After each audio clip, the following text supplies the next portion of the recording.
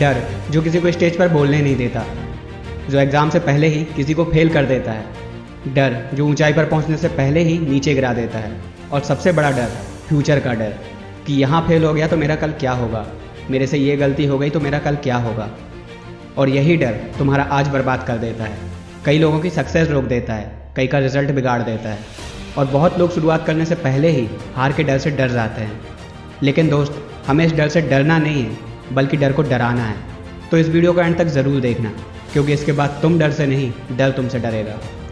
डर जिसका खुद तो कोई वजूद नहीं होता, फिर भी कईयों की ज़िंदगी ख़राब कर देता है।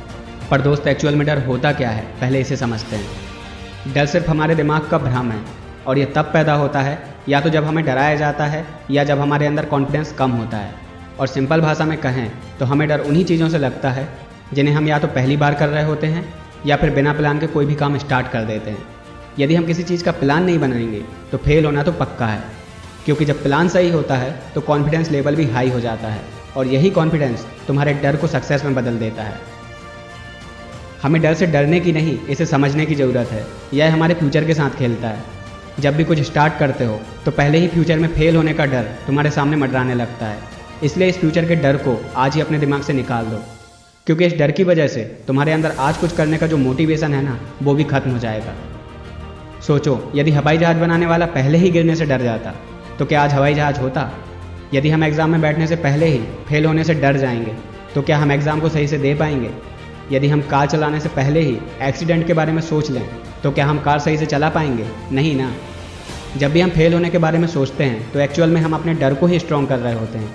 इसलिए हमें डर को अपने दिमाग से दूर रखना चाहिए और फुल कॉन्फिडेंस के साथ किसी काम को करना चाहिए। यदि तुम्हारा डर स्ट्रांग हो गया है तो उस काम को तब तक सीखते रहो जब तक कि तुम्हारा ये डर दिमाग से निकल नहीं जाता। एक्चुअल में डर की शुरुआत हमारे बचपन से होती है। जब हम स्विमिंग सीख रहे थे तो पानी में जाने से डरते थे, क्योंकि हमें तैरना नहीं आता था। पर जब हमने पानी में तैरना सीख लिया तो ये डर भी धीरे धीरे हमारे दिमाग से निकल गया।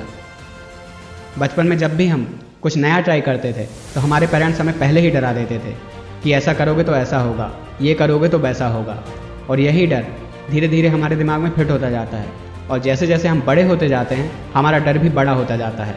लेकिन जैसे जैसे हम चीज़ों को सीखते जाते हैं हमें एक्सपीरियंस मिलता जाता है, और इसी एक्सपीरियंस से हमारे अंदर कॉन्फिडेंस बढ़ता है, और यही कॉन्फिडेंस हमारे डर को ख़त्म कर देता है।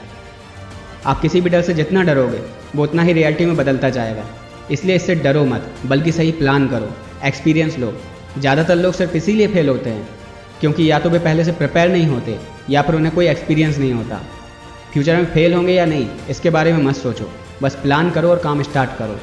यदि फेल भी होते हो तो भी कुछ ना कुछ एक्सपीरियंस तो मिलेगा ही, जो आगे तुम्हें गलती दोहराने से रोकेगा और तुम्हें हेल्प करेगा सक्सेस होने में। और हमेशा याद रखना कि हमें डर से डरना नहीं है, बल्कि डर को डराना है, क्योंकि डर सिर्फ एक भ्रम है जो सिर्फ तुम्हारे दिमाग में है।